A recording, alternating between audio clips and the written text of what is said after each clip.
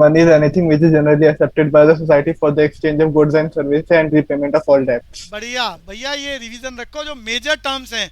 Money is anything which is generally accepted by society for the exchange of goods and services और repayment of depth. तो चीजें भूलनी नहीं है आपने। आगे बात करते हैं। मयूरी पूछ लूं? Mayuri, Yes, sir. Balance of trade आसान। Sir, export and import of physical shape of commodity. बढ़िया, बिल्कुल बढ़िया। Difference of export and import of physical shape commodity during the given period of time. तो लास्ट क्लास में मैंने कुछ बातें बोली थी। हिंदुस्तान की population according to population census 2011, Anusha. अरे कल ही तो बताया था।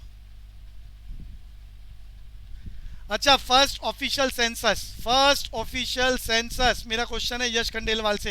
हिंदुस्तान का पहला ऑफिशियल सेंसस ईयर बताओ कब हुआ था? 1881। क्या बढ़िया, ये बचपन गायब मत कर देना अपना। 1881। 1881 बिल्कुल ठीक है। मेरा अगला question, the year of great divide. 1921।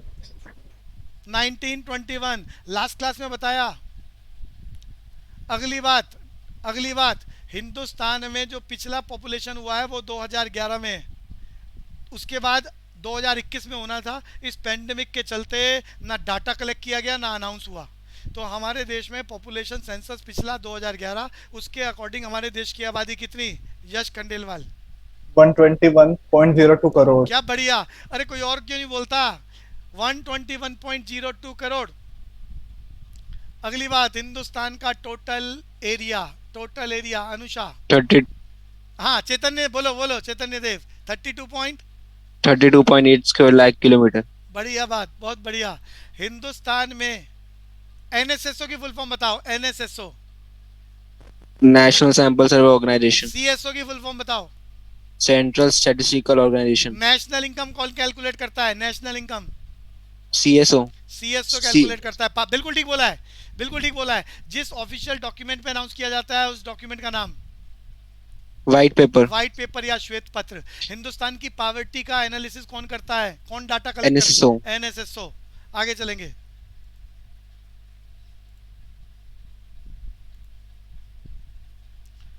भैया ये याद करने का काम बहुत जरूरी, तो डाटा सारा अप टू डेट कर लो। तो बिजनेस इकोनॉमिक्स, एक बार बिजनेस इकोनॉमिक्स का मैं मीनिंग दोबारा आपसे सुनना चाहूंगा। सबने याद कर लिया है? अनुषा, बाकी सब मन में रिवाइज कर रहे हैं। Business economics, the use of economic analysis to make the to take the business decisions for the optimum utilization of resources. और कौन बोलेगा दोबारा? Chaitanya Dev. Business economics refers to use of economic analysis to make business decisions on the basis of optimum utilization of business scarce resources. बढ़िया, बहुत बढ़िया। तो हमारा ये पहला चैप्टर खत्म करने की तैयारी चल रही है। There are two categories of business issues to which economic theories can be directly apply. तो हमारे बिजनेस इकोनॉमिक्स में जितने भी बिजनेस इश्यूज हैं वो सारे के सारे जितनी भी इकोनॉमिक थ्योरीज पर बेस्ड हैं उनको हम दो भागों में बांट रहे हैं। एक micro economics, applied the operational और इंटरनल इशू। जितने भी बिजनेस के इंटरनल इश्यूज हैं उनको कहाँ से टैकल डाउन किया जा रहा है? With the help of all the theories made in micro economics. ऐसे ही जितने भी एनवायरमेंटल इश्यूज हैं वो सारे के सारे मैक्रो इकोनॉमिक की थ्योरी से डील करते हैं। और ये क्या है? ये किसको रिफ्लेक्ट करता है? External structure of the business. तो मैक्रो इकोनॉमिक्स ये इंपॉर्टेंट है भैया, एमसीक्यू में टिक कराएगा। Macro economics applied to environmental और एक्सटर्नल इश्यूज, जबकि micro economics applied to operational और इंटरनल इश्यूज। और माइक्रो इकोनॉमिक्स के चैप्टर तो वन बाय वन हम अगले चैप्टर से ही शुरू कर देंगे। यही बात यहाँ चल रही है। माइक्रो इकोनॉमिक्स आपके बिजनेस में कौन से इश्यूज को रिफ्लेक्ट कर रहा है? इंटरनल इश्यूज को। आने वाले चैप्टरों में हम क्या पढ़ने वाले हैं? माइक्रो इकोनॉमिक्स की theories, demand analysis and forecasting. भैया चर्चा करूंगा, मुझे जवाब देना है। डिमांड का मीनिंग मैंने बचपन में याद कराया, यहाँ पर हम थोड़ा डिटेल में पढ़ेंगे आने वाले चैप्टर में। अभी डिमांड का मीनिंग अनुषा बोलो। Demand is an effective desire for अच्छा, अब एक बार मैं बोलता हूँ, याद हो जाएगा ना। अभी यहाँ शॉर्टकट में तैयारी कर रहे हैं, जब चैप्टर चलेगा थोड़ा डिटेल में चलेगा। Demand is an effective desire which can be fulfilled during the given period of time at a particular price. जोर से बोलो Anusha. Demand is an effective. Demand is an demand is an effective desire which can be fulfilled during the given period of time at a particular price. भैया बोलो। Demand is an effective desire which can be fulfilled during the given period of time at a particular price. Anusha, मैंने तो सुना था आपकी ये वाली book तैयार हो गई है। Yes sir, हो गई थी but अरे ये तो मैं वो बातें पूछ रहा हूँ जो मैं बचपन में करा चुका हूँ आप लोगों को, और बचपन में करा हुआ है। आप सीए की तैयारी कर रहे हो तो जो चीज़ें करी हुई हैं वो तो पक्का करो, कोशिश करो। तो demand is an effective desire which can be fulfilled during the given period of time at a particular price. यहाँ मैंने लॉ ऑफ डिमांड बनाया है, सबको याद है। ये कहानी बनाने वाला आदमी एल्फ्रेड मार्शल, अरे नाम याद कर लेना, एल्फ्रेड मार्शल। एल्फ्रेड मार्शल ने एक नया नियम बनाया, क्या बोलते हैं, लॉ ऑफ डिमांड। अरे law of demand, when other things being constant there is a inverse relationship between price and quantity demanded. Chetan ने repeat law of demand. When other things remain constant, there is a inver- uh, inverse relationship between price and quantity demanded. अब ध्यान से देखो, मैंने सामने demand कर बनाया, मैं इसमें कुछ कॉम्बिनेशन बनाना चाह रहे हो।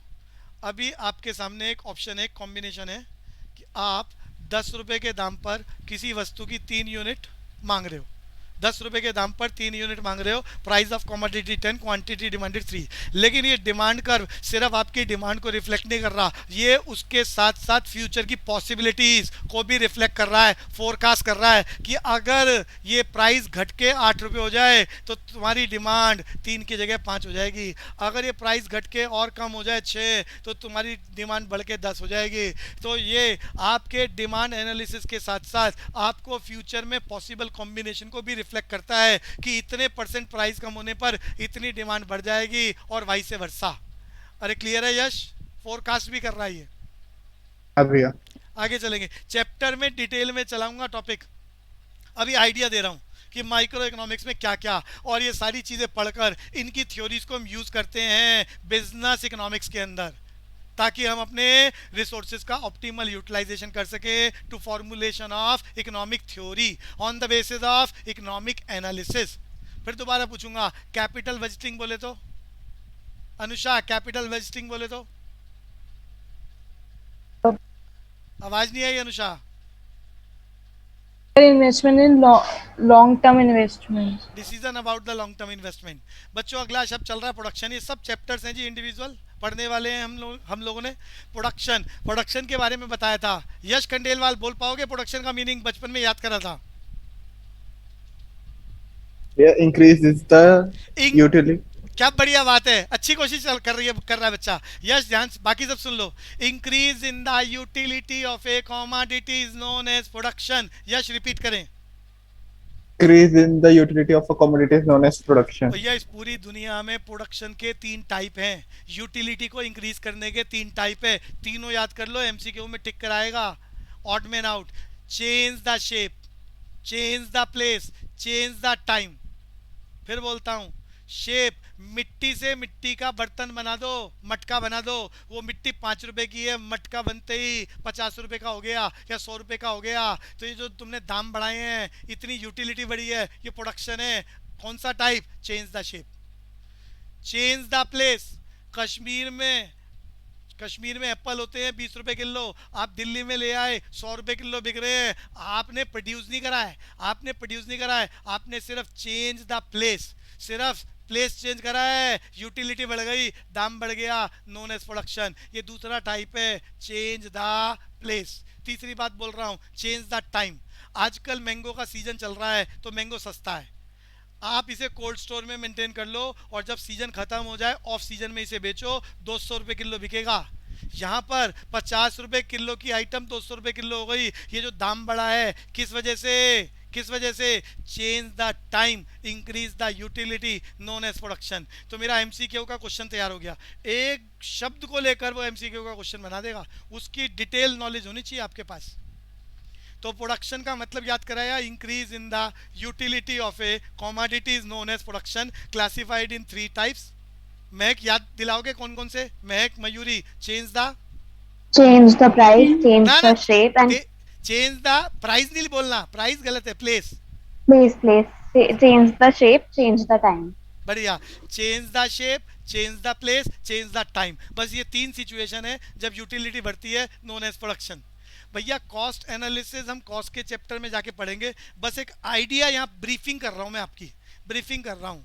When producers start the production, there is a need of 4 factors: land, labor, capital, organization. Against these factors, whatever you have to pay in the name of rent, interest, wages and profit, known as cost of the commodity. कौन बोलेगा? अरे cost का meaning बोल दो, बचपन में बताया था। अनुषा, कॉस्ट क्या होता है? अरे कहाँ गया बच्चा? अरे बोलते ही नहीं हो आप लोग। Kundan, cost, cost is the aggregation of टिंग टोंग। मयूरी, अरे सामने लिखा हुआ है। Cost is हाँ, cost is the cost is a reward of land, labor, capital, organization. In the name of rent, interest, wages, profit. ये क्लियर है Anusha? Yes, sir. Rent, interest, wages and profit. भैया अगर बचपन की बात याद आ रही हो तो बोलता हूँ। Cost is always the aggregation of explicit cost and, कौन बोलेगा? Implicit cost. Explicit cost chapter में जाके डिटेल में पढ़ेंगे, और सीएमए वालों के तो बहुत डिटेल में चल रहा है ये। Cost is always the aggregation of explicit and implicit cost. तो कॉस्ट का बता दिया मैंने आइडिया। कॉस्ट के चैप्टर में जाके पढ़ेंगे total cost, fix cost, variable cost, marginal cost, इन सब के रिलेशन पढ़ने वाले हैं। और फिर इसकी थ्योरी की चर्चा करेंगे। थ्योरी बोले तो कॉस्ट फंक्शन। पूरी क्लास कोई भी बच्चा बता सकता है मुझे what do you mean by cost function? पूरी क्लास ट्राई करने की बात। बोलो जी। सामने कॉस्ट फंक्शन की इक्वेशन लिख रहा हूं। अरे बचपन में डिमांड फंक्शन बताया था। डिमांड और उसको इन्फ्लुएंस करने वाले factors, price, relationship between cost and function factors affecting cost. Yes, याद आ गया। क्या बढ़िया तैयारी है। अरे मैंने बचपन में कहा था जो चीज़ें याद करी है बस उसको अप्लाई करना सीख लो। अरे डिमांड फंक्शन में बताया था डिमांड और उसको इन्फ्लुएंस करने वाले फैक्टर्स के बीच के रिलेशन को डिमांड फंक्शन। ऐसे ही हमारी कॉस्ट किससे इन्फ्लुएंस होती है? कॉस्ट इन्फ्लुएंस होती है रेंट से, इंटरेस्ट से, वेजेस से, प्रॉफिट से, टेक्नोलॉजी से। तो ये सारे फैक्टर्स क्या कहलाते हैं? Factors influence the cost. तो relationship between cost and factors affecting the cost is known as cost function. आगे चलते हैं जी। तो कॉस्ट का चैप्टर हम पढ़ने वाले हैं one by one. Inventory management, यहाँ में अरे इन्वेंट्री बोले तो स्टॉक। अरे यह समझ में आ रहा है? इन्वेंट्री बोले तो स्टॉक। यहाँ पर मैंने बात बताई थी आपको, हम अपनी फैक्ट्री में, अपने बिजनेस में जो व्यापारी बहुत बड़े लेवल पर काम कर रहा है उसकी सबसे बड़ी सिरदर्दी स्टॉक का मैनेजमेंट है। स्टॉक का मैनेजमेंट है। जो ख़त्म हो जाता है वो उसका ऑर्डर नहीं देते, और जो एक्सेस होता है उसको बेचने की कोशिश नहीं करते।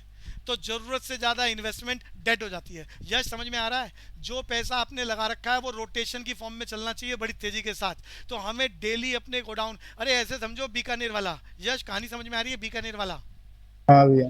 दुनिया भर की चीज़ें बना रखी हैं, पेरिशेबल गुड्स है। तो ऐसी कंडीशन में उसे रोज हिसाब लगाना पड़ता है। रोज वो सुबह शाम अपने कॉमोडिटीज को काउंट करके लिखते हैं कितना सामान बचा है, और उस हिसाब से अगले दिन यूज़ करते हैं ताकि कोई भी चीज़ खराब ना हो, फेंकनी ना पड़े, नहीं तो उनकी दुकान में प्रॉफिट की जगह लॉस होने लग जाएगा। तो स्टॉक को मेंटेन करते हैं, और स्टॉक को मेंटेन करने के बहुत सारे मेथड्स हैं ताकि प्रॉफिट आए। एक मेथड का नाम, एक मेथड मैं कुछ की चर्चा कर रहा हूँ जी। एक मेथड का नाम है लीफो। यश मैंने क्या बोला है? लीफो की फुल फॉर्म याद करें, लास्ट इन फर्स्ट आउट। क्या बोला मैंने बच्चों? Last in, first out. Last in first out. अरे ये सारे मेथड आप कॉलेज में बहुत डिटेल में प्रैक्टिकली भी पढ़ने वाले हो। प्रैक्टिकल क्वेश्चन है इनके ऊपर। यहाँ तो सिर्फ थ्योरी के कंटेंट चल रहे हैं।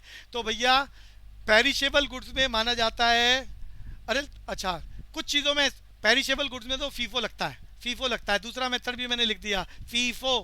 फीफो बोले तो फर्स्ट इन फर्स्ट आउट। जो पहले आएगा उसको हम पहले बेचेंगे। अरे खाने पीने की सब्जियों की दुकान है, तो जो पहले चीज़ें आएंगी उसको पहले बेचोगे, अगर उसको रख लिया तो वो ख़राब हो जाएगी, पेरिशेबल गुड्स है। तो हर वस्तु की नेचर के अकॉर्डिंग आप इन्वेंट्री का मैनेजमेंट करोगे। आपकी हलवाई की दुकान है, बीकानेर वाले हो, तो आप अपने सामान में से कौन सी चीज़ पहले बेचोगे? जो पहले बनी है। अगर आपने उसको अपने पास स्टोर कर लिया, नया वाला ताजी माल बेच दिया, तो पुराने वाला खराब हो जाएगा। कौन सा मेथड लगेगा इन्वेंट्री मैनेजमेंट में? फीफो। ये बात समझ में आई? यश। भैया ऐसे ही बहुत सारी वस्तुएं आप जब मैनेज करते हो तो लीफो लगाते हो। फॉर एग्जांपल आप बहुत बड़े स्टॉकिस्ट हो चावल के, अरे चावल की समस्या क्या है? जितना पुराना होगा उतना बढ़िया होता है और उसके दाम बढ़ते हैं, उसकी क्वालिटी बढ़ती है। अरे मालूम है अनुषा? चावल, राइस। Yes, sir. तो आप स्टॉकिस्ट हो बहुत बड़े, चावल जैसी चीज़ों का स्टॉक करते हो, तो आप इसमें क्या लगाओगे? लीफो। जो बाद में आ रहा है उसको पहले बेचोगे, बाद में आ रहा है पहले बेचोगे, ताकि पुराने वाला और पुराना हो जाए, उसके दाम बढ़ने लग जाएं और मुनाफा कमाओ वो आपका। ऐसे ही और भी अरे मेथड बहुत सारे होते हैं, मैं सिर्फ एक दो की चर्चा कर रहा हूँ। लोग अपने प्रोडक्ट, अपने बिजनेस की नेचर को देखते हुए इन्वेंट्री को मैनेज करते हैं, और अगर ये मैनेज नहीं हुआ तो भैया लॉस हो जाएगा, उनका सामान ही खराब हो जाएगा, या जो प्रॉफिट हो सकता है वो होगा ही नहीं। ऐसे ही एक और मेथड होता है हीफो। यश मैंने क्या बोला है? हीफो। हीफो, हीफो, HIFO। हीफो की फुल फॉर्म होती है highest in first out. Highest in first out. बच्चों आपकी ज्वेलरी की दुकान है, अब भी अभी गोल्ड का प्राइस बढ़ गया है, तो सबसे ऊंचे दामों पर हम अपनी वस्तु को बेचेंगे। Highest in first out. अरे भाषा समझ में आती है यश खंडेलवाल? भैया तो ये अलग अलग नेचर ऑफ कॉमोडिटी को देखकर उस बिजनेस को पॉलिसी बनानी होती है कि वो इन्वेंट्री मैनेजमेंट कैसे करेगा, so that result should be maximise. अरे आइडिया लग गया? इन्वेंट्री मैनेजमेंट, मैंने कुछ नाम भी बता दिए, लीफो, फीफो, हीफो। अरे जितेश समझ में आ रहा है बच्चे? कनन, हाँ भाई। मयूरी, क्लियर हुआ? हाँ भाई। आगे चलते हैं मार्केट स्ट्रक्चर। भैया इसकी बात तो पिछली क्लास में हमने बहुत डिटेल में पढ़ी थी।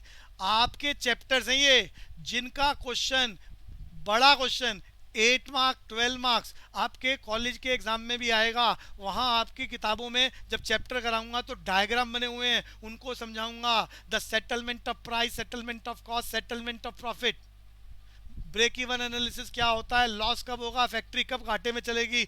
हमने बचपन में सिर्फ थ्योरी में कुछ कंटेंट सीखे थे, या डायग्राम के साथ सीखेंगे, जो आपके लिए बड़ा इंपॉर्टेंट एरिया है। और यहाँ मार्केट स्ट्रक्चर की जब बात हो रही है तो मार्केट स्ट्रक्चर बोले तो मोनोपोली। मार्केट स्ट्रक्चर देखो, अगर आपको बिजनेस में डिसीजन लेने हैं, पॉलिसी की इंप्लीमेंटेशन करानी है, तो आपको देखना है ना आपका मार्केट स्ट्रक्चर कैसा है। मोनोपोली है तो you are the price maker. अगर परफेक्ट कंपटीशन है मार्केट का स्ट्रक्चर, तो industry is the price maker, firm is the price taker. अरे चेतन, बात समझ में आ रही है? Market structure influence the position of business. अरे क्लियर है? Yes sir.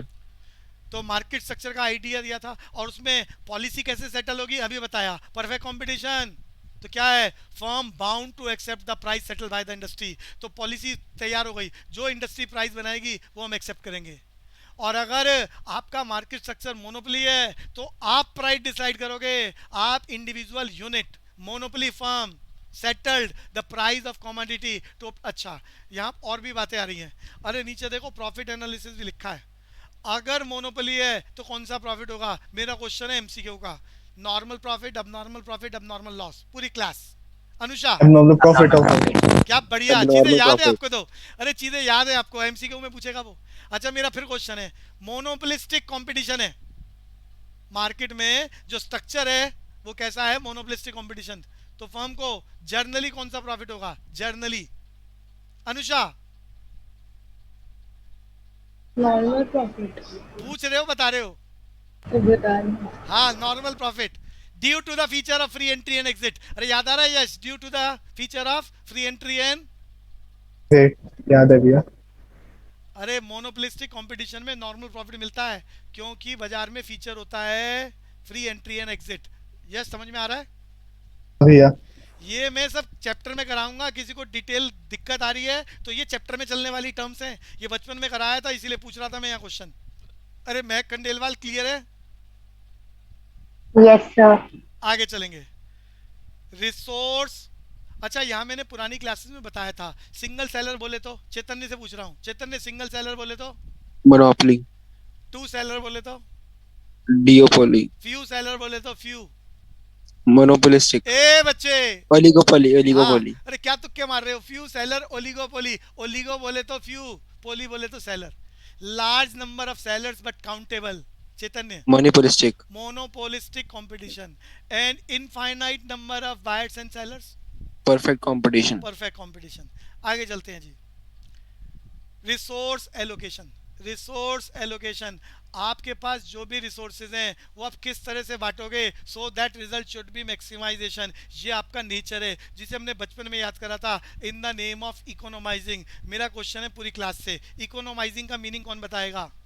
optimum utilization resources, yes, ये आपकी हैबिट है। आपकी जेब में 100 का नोट हो, आपके पास 100 गज का मकान हो, जो भी कुछ तो आपके पास हो, जो लिमिटेड रिसोर्सेज हैं, आप अपने अकॉर्डिंग उसका ऑप्टिमल यूटिलाइजेशन करते हैं। आप उसका इस तरह से बंटवारा करते हैं कि रिजल्ट शुड बी मैक्सिमम। ऐसे आप हैं, ऐसी आपकी नेचर है। Resource allocation, the type of capital and investment decision में हम पढ़ने वाले हैं किसको? कैपिटल बजटिंग को।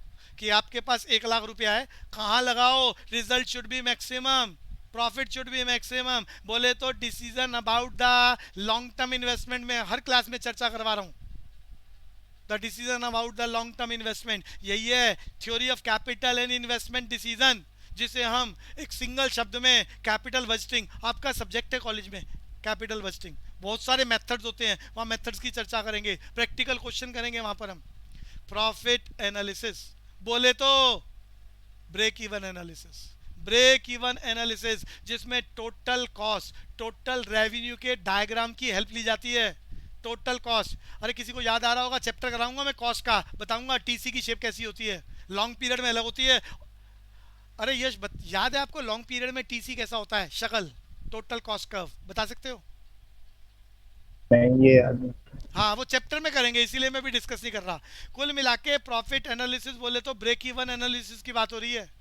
और मैंने आपको बताया था बिजनेस इकोनॉमिक्स के मीनिंग में हम क्या यूज कर रहे हैं, इकोनॉमिक एनालिसिस का, to formulate the economic theory on the basis of optimal utilisation of business या ऑर्गेनाइजेशन स्केयर रिसोर्सेज।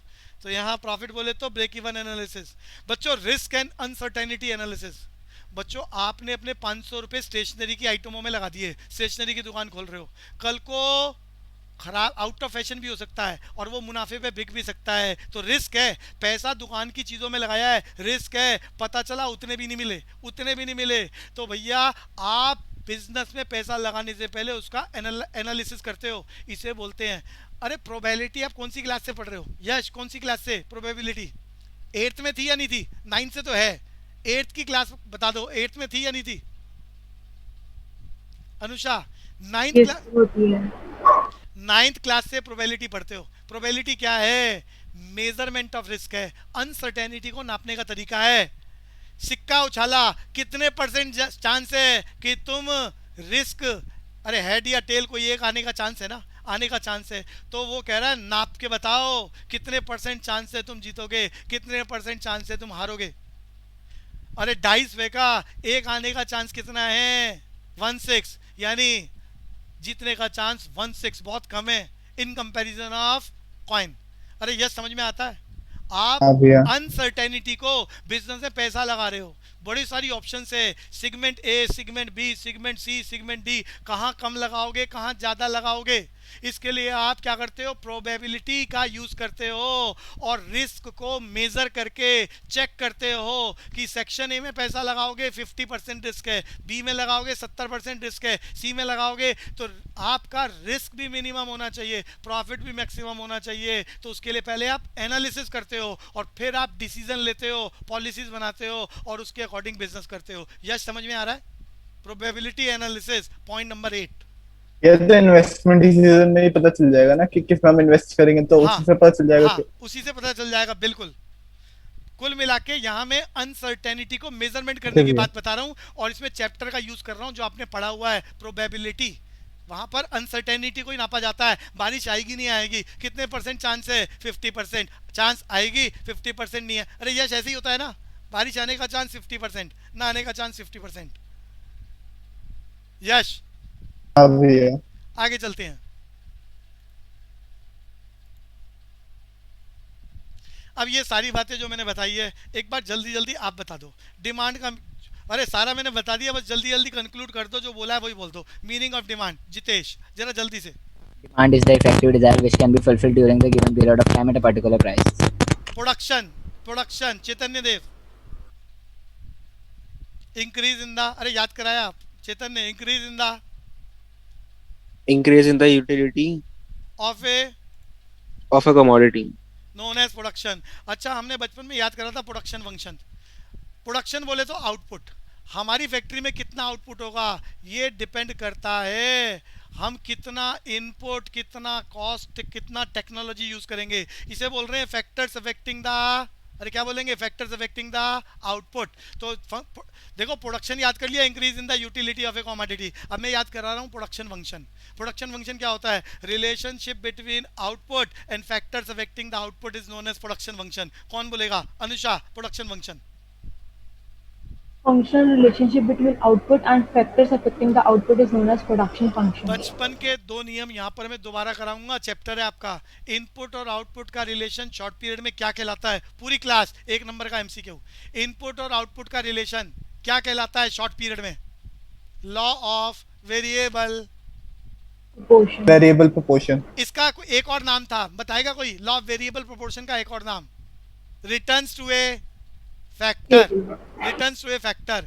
और लॉन्ग पीरियड में इनपुट आउटपुट के रिलेशन को क्या बोलते हैं, returns to a scale. Returns to scale. क्या बढ़िया बात है, रिटर्न्स टू स्केल। ये सब चैप्टर है हमारे, आगे चलेंगे बच्चों, आगे चलेंगे। अरे कॉस्ट का मीनिंग और बोल दो यश जरा जल्दी से। कॉस्ट क्या होता है, aggregation, aggregation of rent aggregation of rent, interest, wages and and profit. Profit. बच्चों इन्वेंट्री मैनेजमेंट में मैंने बहुत सारे मेथड बताए हैं, लीफ हो, हीफ हो, नीफ हो। आपके पास स्टॉक 3 तरह का होता है, एक रॉ मटेरियल का, एक वर्क इन प्रोग्रेस का, एक फिनिश गुड्स का। फैक्ट्री में जो कच्चा माल लेके आ रहे हो आप बनाने के लिए, उसका ओपनिंग स्टॉक, क्लोजिंग स्टॉक। जो माल कुछ तैयार हो गया है और कुछ बच गया है, यानी वो क्या कहलाता है, वर्क इन प्रोग्रेस। और जो बिल्कुल तैयार हो जाता है, फिनिश गुड्स। तीनों का ओपनिंग स्टॉक भी होता है और क्लोजिंग स्टॉक भी होता है, तीनों को मेंटेन करना होता है on the basis of LIFO, FIFO, HIFO, according to nature of commodity जिसमें आप डील कर रहे हो। अरे यश क्लियर हो रहा है। हाँ भैया। मार्केट स्ट्रक्चर बता दिया, मोनोपोली, मोनोपोलिस्टिक। आप इनके फीचर्स याद करके, इनमें किस तरह से प्राइस का सेटलमेंट होता है याद करके, फिर आप देखोगे कि आपकी जो बिजनेस पॉलिसीज आप बना रहे हो वो कौन से मार्केट स्ट्रक्चर में फॉलो करते हुए रिसोर्सेज को ऑप्टिमम यूटिलाइज कर सकते हो। रिसोर्स एलोकेशन बोले तो इकोनोमाइजिंग की बात बताइए। यश इकोनोमाइजिंग जल्दी से बोलोगे। The next best optimal utilisation of resources. हाँ, next best alternative use of resources known as allocation of resources according to your best opportunities. तो यहाँ पर कैपिटल और इन्वेस्टमेंट का डिसीजन कैसे लोगे, कैपिटल बस्टिंग, प्रॉफिट की बात बता दी, ब्रेक इवन एनालिसिस, अनसर्टेनिटी को नापा जा सकता है with the help of probability. और अब चलते हैं मैक्रो। मैक्रो इकोनॉमिक्स क्या है, एनवायरमेंटल फैक्टर्स को रिफ्लेक्ट करता है, हमारे बिजनेस के एक्सटर्नल इश्यूज को डील करता है। तो हमारे बिजनेस इकोनॉमिक्स में एक्सटर्नल इश्यूज के लिए हम मैक्रो इकोनॉमिक्स पढ़ रहे हैं, उसके कंसेप्ट्स को सीख रहे हैं ताकि हम अपने रिसोर्सेज का ऑप्टिमल यूटिलाइजेशन कर सकें, पॉलिसीज को प्रॉपर तरीके से प्रैग्मेटिक वे में, प्रैक्टिकल वे में इम्प्लीमेंट करा सकें। तो यहाँ major terms of macro economics. तो बच्चों सबसे पहले हम यहाँ डिस्कशन कर रहे हैं, हमें पता होना चाहिए जिस कंट्री में बैठ के हम डिसीजन ले रहे हैं बिजनेस इकोनॉमिक्स का, उस कंट्री में कौन सा टाइप ऑफ इकोनॉमिक सिस्टम चल रहा है। मैं शब्द याद करा रहा हूँ बचपन का। इकोनॉमी क्या होता है Anusha, economy? Economy is a system in which Economy is a system in which people get their living through the indulgence of economic activities like production, consumption and investment. इस दुनिया में बहुत सारी टाइप की इकोनॉमी है, मेजर 3 टाइप की economy है।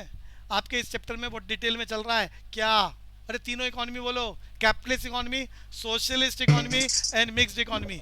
तो तीनों इकोनॉमी की चर्चा हम करने वाले हैं। और आप किस इकोनॉमी में रहकर बिजनेस इकोनॉमिक्स के डिसीजन ले रहे हो ये पता होना चाहिए। कैपिटलिस्ट में रूल्स रेगुलेशन अलग है, सोशलिस्ट में अलग है। सोशलिस्ट में तो सारे decision government approved planning commission लेती है, what to produce, how to produce, for whom to produce. Mix economy में आप ले सकते हो। तो आप कौन सा टाइप ऑफ इकोनॉमिक सिस्टम है, कौन सा एनवायरनमेंट है जहाँ पर आपको अपने बिजनेस इकोनॉमिक की पॉलिसी को फॉर्मुलेट करना है, तो वो पता होना चाहिए, उसके फीचर्स मालूम होने चाहिए। वो एनवायरनमेंट आपके बिजनेस पॉलिसीज को इन्फ्लुएंस करेगा।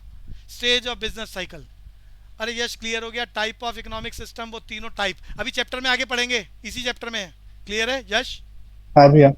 बच्चों बिजनेस साइकिल आपको ये भी देखना है, जो आप बिजनेस के अंदर पॉलिसीज इंप्लीमेंट कराना चाह रहे हो, तो आपकी सोसाइटी में इस वक्त बिजनेस साइकिल क्या चल रहा है।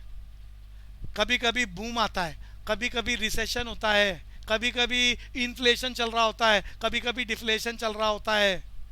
तो जो हमारी सोसाइटी में बूम का फेज चल रहा है, तो घटिया बनाओगे तो भी बिकेगा, दाम ज़्यादा रखोगे तो भी बिकेगा, क्योंकि डिमांड ज़्यादा सप्लाई कम है। बूम की सिचुएशन चल रही है। ये क्या है? Trade cycle, business cycle. और हमारी इकोनॉमी में अगर रिसेशन चल रहा है, सप्लाई ज़्यादा डिमांड कम है, सरप्लस बहुत ज़्यादा है, तो बढ़िया बनाओगे तो भी कम बिकेगा, सस्ता रखोगे तो भी कम बिकेगा, क्योंकि सोसाइटी का नेचर ही ऐसा चल रहा है। रिसेशन का फेज चल रहा है। अरे यश समझ में आ रहा है? Business cycle. हाँ भैया। और याद रखना, macro can not B control by you individually in your business. आप अपने बिजनेस में बैठकर अपने एनवायरनमेंट को, अपने मैक्रो को बदल नहीं सकते। आप उस मैक्रो के अकॉर्डिंग, आप उस एनवायरमेंटल फैक्टर के अकॉर्डिंग अपने बिजनेस की पॉलिसीज को फॉर्मुलेट करोगे, ताकि आपके रिसोर्सेज का यूटिलाइजेशन मोस्ट ऑप्टिमल वे में हो जाए। जबकि माइक्रो को इन्फ्लुएंस किया जा सकता है, macro can not be influence by you. आगे चलते हैं ji. General trend of national income बता चुका हूं। नेशनल इनकम क्या, level of employment, Keynesian theory का डिस्कशन, सेविंग एंड इन्वेस्टमेंट भी वहीं की बात हो रही है। यहां मैं मीनिंग पूछना चाहूंगा अनुषा, सेविंग क्या होता है? Saving Excess of investment over the a consumption. बच्चे, excess of income Over the consumption. Over the consumption known as saving. अरे गड़बड़ मत करा करो। जब भी मैक्रो में इन्वेस्टमेंट की बात होती है तो वो ऑटोनोमस इन्वेस्टमेंट होती है। क्वेश्चन साइलेंट है तो हमेशा ऑटोनोमस इन्वेस्टमेंट। ऑटोनोमस इन्वेस्टमेंट बोले तो Which is not guided by the level of income. Yes, not guided by the level of income. आगे चलते हैं जी।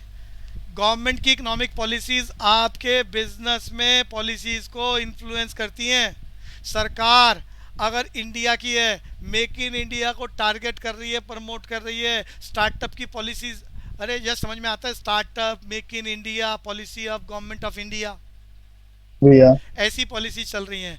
आपने कोई नया बिजनेस शुरू करा है तो आपके फेवर में है, आपके बिजनेस को फेवर करेगा।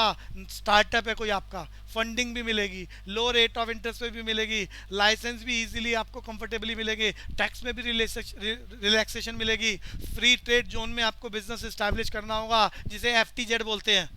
अरे यश मैंने क्या बोला? FTZ की फुल फॉर्म FTZ। शायद SEZ होता है, स्पेशल इकोनॉमिक जोन। अरे FTZ भी होता है, बाद में हमने SCZ में कन्वर्ट कर दिया। ध्यान से सुनना, वक्त बदलने पहले हमने स्पेशल इकोनॉमिक पार्क बनाए थे, वक्त बदलने के बाद हमने FTZ बनाए, FTZ। फिर वक्त बदलने के बाद आजकल हमने उसका नया नाम क्या कर दिया? Special economic zone. इससे पहले सेस से पहले हम इसको क्या नाम बोलते थे? FTZ, in chronological order. बात समझ में आ रही है बच्चों? बच्चों यश आगे चलते हैं बच्चों। तो गवर्नमेंट की पॉलिसीज कैसी चल रही हैं? वो पॉलिसीज, अरे दिल्ली में बहुत सारी हजार्डस इंडस्ट्रीज को दिल्ली से बाहर का रास्ता दिखा दिया है, तो दिल्ली में वो फैक्ट्रियां अब नहीं लग सकती। तो गवर्नमेंट की पॉलिसीज अगर फेवर में है तो वो इंडस्ट्री प्रमोट होगी, अगर अगेंस्ट में है तो वो इंडस्ट्री उस एरिया में खत्म हो जाएगी। आगे चलेंगे। Working of financial sector and capital market. तो यहाँ फाइनेंशियल रिफॉर्म्स की बात हो रही है। सबने पढ़ा है 1991 में through the liberalisation, globalisation, privatisation, हमने फाइनेंशियल रिफॉर्म्स अनाउंस कर दिए थे। फाइनेंशियल रिफॉर्म्स में central bank convert the rule as a regulator to facilitator. Yash याद आ रहा है, रेगुलेटर से फैसिलिटेटर का रोल प्ले कर दिया। हम लोग पहले लगाते थे फॉरेन एक्सचेंज रेगुलेशन एक्ट, फेरा, हमने उसको लिबरलाइज करते हुए क्या कर दिया Yash, FEMA, foreign FEMA, exchange management Management act. Act. तो हम पॉलिसीज को 1991 ऑनवर्ड्स क्या कर चुके हैं, कंफर्टेबल जोन में ला चुके हैं। हम फैसिलिटेटर का रोल प्ले कर रहे हैं, किसी को भी कर्जा आसानी से दिया जा सकता है, प्राइवेट बैंक अपनी ब्रांचेस आसानी से ओपन कर सकते हैं, क्योंकि अब सेंट्रल बैंक फैसिलिटेटर का रोल प्ले कर रहे हैं। तो ऐसी कंडीशन में फाइनेंस लोगों को इजीली मिलेगा, चीप रेट ऑफ इंटरेस्ट पे, लो रेट ऑफ इंटरेस्ट पे मिलेगा। तो जितना फाइनेंशियल सेक्टर बूस्ट होगा उतना इकॉनमी बूस्ट होगी, इंफ्रास्ट्रक्चर बूस्ट होगा, लोग इजीली इंडस्ट्री इस्टेब्लिश कर पाएंगे। यस, समझ में आ रहा है, वर्किंग ऑफ फाइनेंशियल सेक्टर और capital market which is controlled by the central authority. अरे क्लियर हाँ है? भैया। Social economic organisations like trade unions. भैया एग्जांपल ले रहा हूँ बहुत बढ़िया, इन रियलिस्टिक एग्जांपल। ब्रिटेन में ट्रेड यूनियंस बहुत स्ट्रांग है और इनके फेवर में नियम इतने ज़बरदस्त बने हुए हैं कि वहाँ कंपनियाँ बर्बाद हो जाती हैं इन ट्रेड यूनियंस के चक्कर में। वहाँ सबसे बड़ा स्टील प्लांट किसका था? सुनील मित्तल का। अरे पूरा नाम है नहीं, सुनील मित्तल नहीं है जी, एलन मित्तल। कौन बोलेगा एलन मित्तल पूरा नाम? लक्ष्मी निवास मित्तल। सबसे बड़ा स्टील प्रोड्यूसिंग कंपनी किसकी थी? NRI है ये, ब्रिटेन में। वहाँ ट्रेड यूनियंस ने वहाँ मिलकर लोगों ने इनके जो वर्कर्स है स्ट्राइक कर दी और इंडियन गवर्नमेंट ने इंडिया में इनवाइट कर दिया। ये वहाँ से सारी अपनी कंपनी बंद करके बेचकर पैसा लेके इंडिया में आ गया और इसने यहाँ प्लांट लगा लिए। यहाँ ट्रेड यूनियंस उतनी स्ट्रांग नहीं है, यहाँ लेबर का एक्सप्लॉयटेशन होता है। अरे बात समझ में आ रही है यश?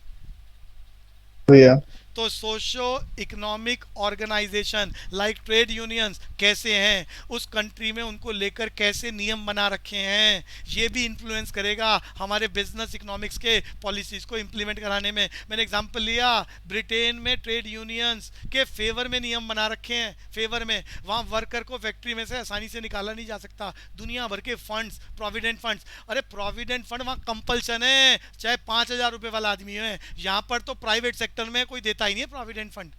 अरे समझ में आ रहा है? बड़ी पोस्ट के लोगों को मिलता है, गवर्नमेंट सेक्टर में हर किसी को मिलता है। अरे समझ में आ रहा है? सोशल सिक्योरिटी स्कीम्स यश?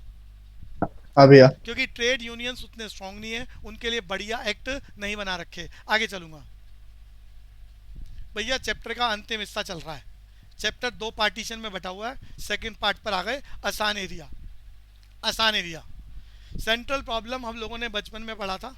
सेंट्रल प्रॉब्लम का मीनिंग कौन बोलेगा? एक बार मैं बोलता हूँ। Central problems are the basic infrastructural problem of an economy which can be arise due to scarcity of resources और इकोनॉमिक प्रॉब्लम। आर्यन बोलोगे सेंट्रल प्रॉब्लम? आर्यन?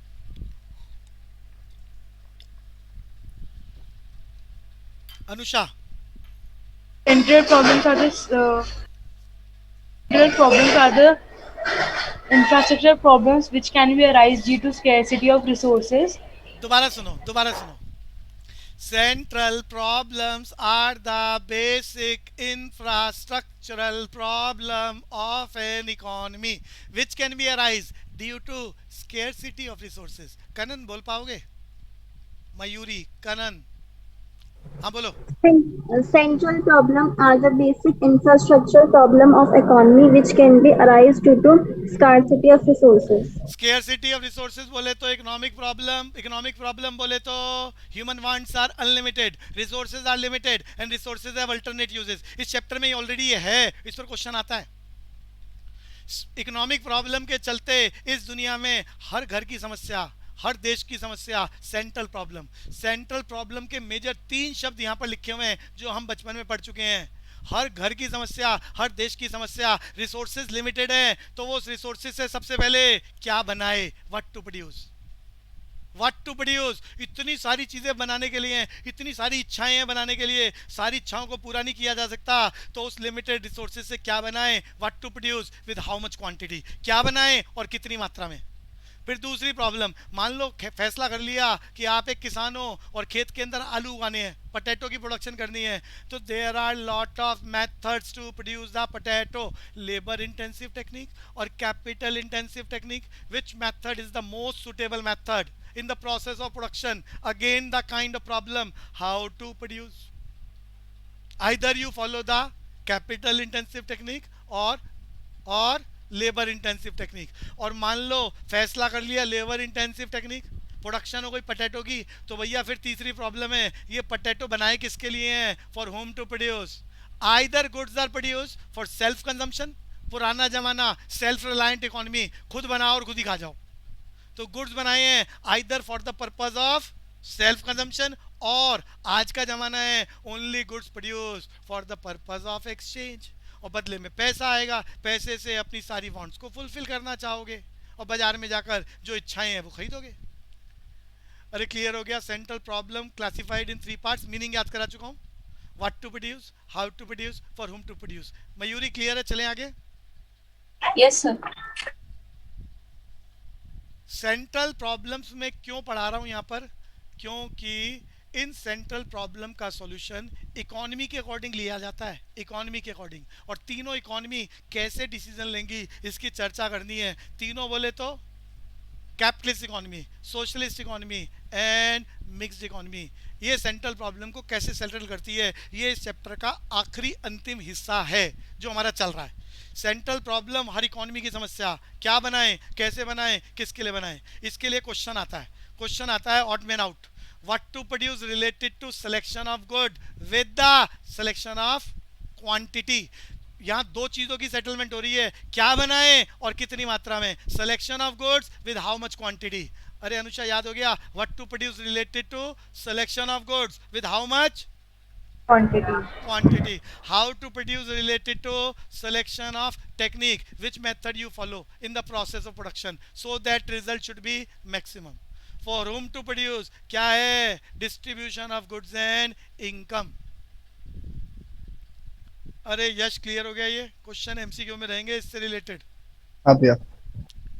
ये आपकी बुक की स्लाइड है, सेंट्रल प्रॉब्लम के मेजर 3 बातें, what to produce, how to produce, for whom to produce, का settlement economy में कैसे होगा, पढ़ रहे हैं। इकोनॉमी याद कर लिया सबने? Economy is a system in which people get their living through the indulgence of economic activities like production, consumption and investment. Aryan बोल सकते हो इकोनॉमी, इकोनॉमी का मीनिंग? चैतन्य, इकोनॉमी? अरे कोई बोल ही नहीं रहा, अभी तो सुना था मैंने। Anusha Economy is a system. बोलो Anusha. Economy is a system in which people get their living through the indulgence in various activities like investment, production, consumption, consumption. बढ़िया। अब ये इकोनॉमी 3 टाइप की, कैपिटलिस्ट इकोनॉमी बोले तो, मार्केट इकोनॉमी बोले तो, free economy. अरे महक क्या नाम दिया है मैंने? कैपिटलिस्ट इकोनॉमी को क्या बोलते हैं? Free economy, market economy. दूसरा सोशलिस्ट इकोनॉमी, और तीसरा मिक्स्ड इकोनॉमी। मिक्स्ड इकोनॉमी का एग्जांपल हमारे पास इंडिया, सोशलिस्ट इकोनॉमी का एग्जांपल रशिया, और कैपिटलिस्ट इकोनॉमी का एग्जांपल अमेरिका, यूएसए। तो करते हैं इन तीनों के बारे में। भैया कैपिटलिस्ट सबको याद है, ये तो आपके बचपन की बात बोल रहा हूँ जो याद है। कैपिटलिस्ट इकोनॉमी और मार्केट इकोनॉमी और free economy refers to the economy in which means of production owned, controlled and operated by private sector to obtain the target of profit. जोर से बोलो। ध्रुव बोलेगा capitalist economy means of production owned by, control and operated by private sector. To obtain the target of Profit. Profit. अरे MCQ में वो profit motive लिखेगा ना, वो यही होता है। पढ़ने आप बोलोगे capitalist economy refers to the economy which means of production owned and controlled by private sector for the profit. बढ़िया बात। कैपिटलिस्ट इकोनॉमी सबने याद कर लिया। आगे चलते हैं कैपिटलिस्ट इकोनॉमी के फीचर्स। अरे क्वेश्चन आएगा एमसीक्यू का, ऑड मैन आउट। 3 फीचर गलत लिखे होंगे, एक सही लिखा होगा, मिक्स मैच कर देगा वो। तो या market economy, capitalist economy, free economy, means of production own control and operated by private sector to obtain the target of profit motive. Features याद कर लें, पेपर वाला कैरी करेगा। प्राइवेट ओनरशिप होती है in respect of means of production, resources पर लोगों का कब्जा होता है। इंडिपेंडेंट डिसीजन, क्या बनाएं, कैसे बनाएं, किसके लिए बनाएं, कौन फैसला करेगा? प्राइवेट सेक्टर के लोग। जिसने दुकान खोली है वो फैसला करेगा किस चीज़ की दुकान खोलनी है, कौन सा मेथड फॉलो करना है और किसको बेचना है। स्टिफ कंपटीशन, एक ही वस्तु को बनाने वाले बेचने वाले बहुत सारे होते हैं और सबका इंडिपेंडेंट डिसीजन चलता है, तो यहाँ गला काट प्रतियोगिता पाई जाती है। स्टिफ कंपटीशन, सबका टारगेट होता है सिर्फ पैसा कमाना, प्रॉफिट मोटिव। यहाँ पर सरकार सिर्फ लॉ एंड ऑर्डर के लिए काम करती है। आप अपनी फैक्ट्री में क्या बनाएं, कैसे बनाएं, किसके लिए बनाएं, इसका डिसीजन आपका। No interference of the government. और यहाँ पर ये सारे फैसले what to produce, how to produce, for whom to produce, private sector कैसे करता है, on the basis of price mechanism. Price mechanism क्या होता है? Mechanism in which prices are settled through the free forces of market demand and market supply of a commodity. अरे price mechanism में price का फैसला कैसे होता है? Free forces of market demand and free forces of market supply settle the price of a commodity at a point where quantity demanded is equal to quantity supplied. और ये कीमत फैसला करेगी। अरे बाजार में गए, सारी चीज़ों की प्राइस पता करके ले आए, पर price can't be change by you. अरे because firm is the price, अरे क्या होता है? Firm is the price taker. तो बाजार से प्राइस सेटल करके जो भी मैकेनिज्म ने सेट करा वो ले आए, कॉस्ट आपने निकाल ली और कंपैरिजन करा, जिसमें सबसे ज़्यादा मार्जिन है वही बनेगा व्हाट टू प्रोड्यूस। केवल वही मेथड फॉलो करोगे। Lot of methods are there to produce a commodity, जिसमें आपकी cost minimum and profit maximum होगा, क्योंकि आपका टारगेट है प्रॉफिट मोटिव। किसके लिए बनाओगे? जो आपको उस वस्तु की कीमत देगा जिस पर आप बेचना चाह रहे हो, उसी को आप बेचोगे। तो all the central problems in the name of what to produce, how to produce, for whom to produce, settled in the free economy और मार्केट इकोनॉमी और capitalist economy with the help of price mechanism. Price mechanism का meaning कौन बोलेगा? चेतन ने एक बार meaning price mechanism.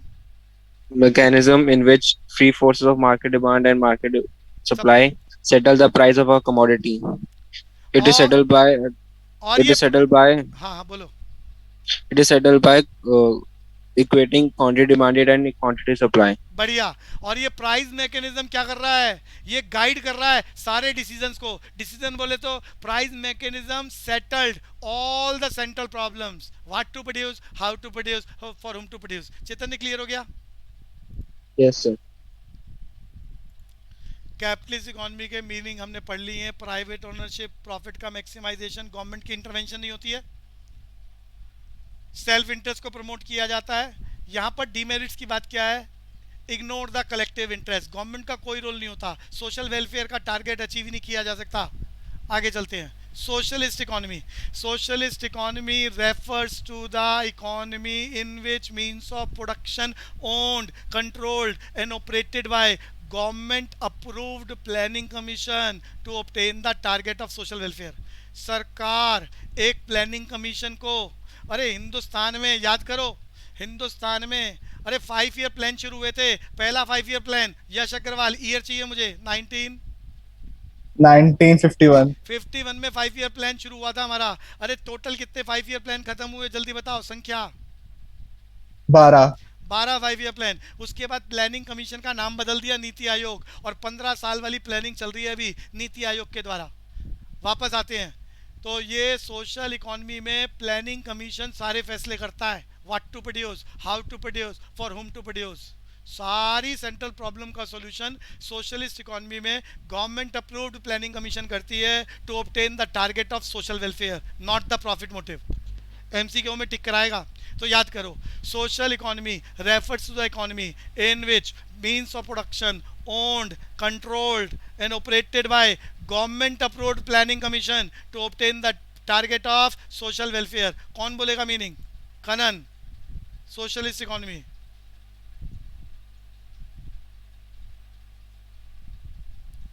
अरे कौन बोलेगा? हाँ बोलो, यश बोलो।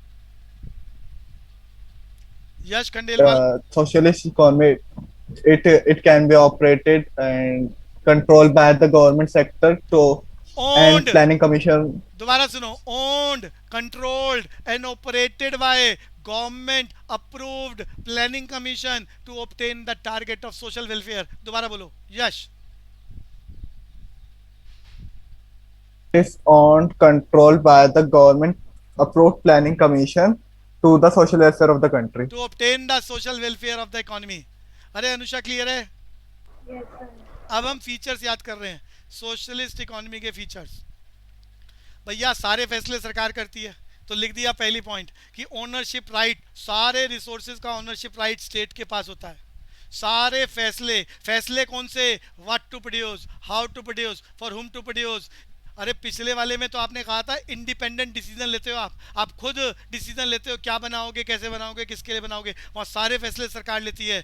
Solution of what to produce, solution of how to produce, solution of for whom to produce. क्योंकि सारे फैसले सरकार लेती है. सरकार एक यूनानिमसली एक सिंगल बॉडी है, तो यहाँ पर कंपटीशन होता ही नहीं है, कोई दूसरा ही नहीं है. कंपटीशन कहाँ से आएगा? टारगेट सिर्फ एक ही होता है, profit motive, sorry social welfare. Social welfare के साथ प्रॉफिट हो चलेगा, लेकिन प्राइमा फोकस किस पर होता है? सोशल वेलफेयर पर. और ये सारे फैसले कौन लेता है? Government approved planning commission. What to produce, how to produce, for whom to produce, on the basis of target क्या? Social welfare. सोशलिस्ट इकोनॉमी में सारी चीज़ों पर कब्जा सोसाइटी का. सोसाइटी बोले तो सरकार का, टारगेट सोशल वेलफेयर का, गवर्नमेंट का ही रोल होता है.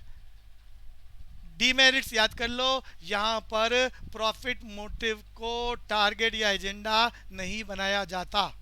अरे यश क्लियर है बच्चे? खत्म करें, एक छोटा सा एरिया और बचा है. Mixed economy refers to the economy in which means of production owned, controlled and operated by government as well as private sector to obtain the target of social welfare and profit motive. अरे दोनों का mixture करा है मैंने, capitalist और socialist दोनों का mixture कर लिया. हिंदुस्तान 200 साल की गुलामी के बाद आज़ाद हुआ था. हिंदुस्तान में ना एजुकेशन थी, ना इंफ्रास्ट्रक्चर था, ना लोगों के सुपरस्टिशियस बिलीफ थे, ना खाने के लिए फूड था, ना हेल्थ इंफ्रास्ट्रक्चर था. तो सरकार तेजी से इकोनॉमी को ग्रो करने के लिए दोनों के मेरिट्स को मिक्स करके फॉलो कर रही है. मिक्स्ड इकोनॉमी मीनिंग याद करें, refers to the economy in which means of production owned, controlled and operated by government as well as private sector to obtain the target of social welfare and profit motive. कौन बोलेगा? Anusha. Mixed economy is a system in which means of production is owned, controlled and operated by both private sector as well as government sector with the target of obtaining social welfare and profit motive. बढ़िया. Features यहाँ पर भैया दोनों, अरे public private partnership होती है. यहाँ government sector भी इन्वॉल्व होता है, प्राइवेट सेक्टर भी होता है. प्राइवेट सेक्टर बाजार में ऊंचे दामों पर चीज़ों को बेचता है और गवर्नमेंट सस्ते दामों पर, अरे राशन की दुकानों के माध्यम से चीज़ों को बेचती है. इसे बोलते हैं डुअल प्राइस पॉलिसी. तो ऐसी कंट्रियों में डुअल प्राइस पॉलिसी होती है, एक ही वस्तु बाजार में एक से ज़्यादा कीमत पर बिक्री होती है. एक का टारगेट प्रॉफिट मोटिव होता है, दूसरे का टारगेट सोशल वेलफेयर होता है. सोशल वेलफेयर का फायदा गरीबों को मिलता है और प्रॉफिट मोटिव का टारगेट अमीरों को मिलता है. तो यहाँ पर बात दोनों चीज़ों का मिक्सचर चल रहा है. प्राइवेट सेक्टर गवर्नमेंट सेक्टर दोनों की चीज़ें अचीव होती है. इंफ्रास्ट्रक्चर तेजी से बूस्ट होता है. तो merits of mixed economy combine the merits of capitalist and socialist. Social justice भी ऑब्टेन किया जाता है. जीडीपी की ग्रोथ रेट को एनकरेज किया जाता है. यहाँ डीमेरिट्स क्या हैं? गवर्नमेंट सेक्टर इज ओपनली, अरे गवर्नमेंट सेक्टर में करप्शन आती है, रेड टेपिज्म आता है, इनएफिशिएंसी आती है, जिसके चलते पब्लिक सेक्टर अंडरटेकिंग को डिसइन्वेस्ट किया जाता है. मैंने एग्जांपल लिया था बचपन में, हिंदुस्तान की पहली कंपनी जो डिसइन्वेस्ट हुई थी बाल्को, भारत एल्यूमिनियम कॉरपोरेशन, और प्राइवेट सेक्टर में जाते ही प्रॉफिट में कन्वर्ट हो गई थी. तो इनएफिशिएंसी. दूसरा एग्जाम्पल देख लो, डेसू, दिल्ली में जो बिजली सप्लाई करने वाला डिपार्टमेंट था, घाटे में चल रहा था, जैसे ही उसका प्राइवेटाइजेशन हो गया कंपनी प्रॉफिट में कन्वर्ट हो गई. तो ये डीमेरिट्स है मिक्स इकोनॉमी के. तो समय की लिमिटेशन भैया, चैप्टर हो गया खत्म हमारा. इसको अगली